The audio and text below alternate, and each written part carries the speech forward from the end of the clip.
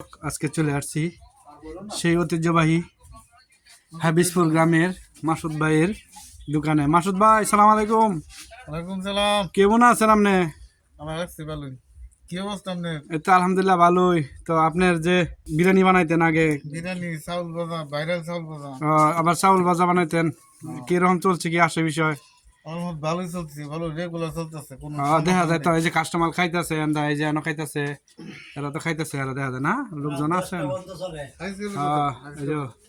এই যে আমাদের আরেকজন মুরব্বী, উনি বলবে কিরকম বানায়, কিরকম খাওয়া দাওয়া কিরকম। ইনশাআল্লাহ খুব ভালো জিনিস বানায়। ভালো জিনিস বানায় না? 10টা পর্যন্ত চলবে। 10টা মতো চলবে না? ও আচ্ছা, আপনি কিছু বলতে পারেন না? কেমন খাওয়া দাওয়া? খাওয়া সেরকম। সেরকম না? আচ্ছা, এই যে ফারুক আছে। ফারুক, কি অবস্থা? ইনশাআল্লাহ ভালোই। কেমন খানা কেমন? ভালো। ভিআইপি খাওয়ান। আচ্ছা, তা আমরা এই যে দেখতে পাচ্ছি আরেকজন আসছে। এই যে ছোট ভাই, কি নিতে আইছো? বিরিয়ানি না? বিরিয়ানি কি খুব স্বাদ নাকি? মাসুদ ভাইয়ের বিরিয়ানি অনেক স্বাদ না? আচ্ছা, এই যে বিরিয়ানি বানাইতেছে, বিরিয়ানি নিব। খিচুড়ি খিচুড়ি খিচুড়ি বিরিয়ানি সবাই বানায়, হালিম সবাই বানায়। তা আপনারা মনোরদি যারা আছেন অবশ্যই এখানে চলে আসেন।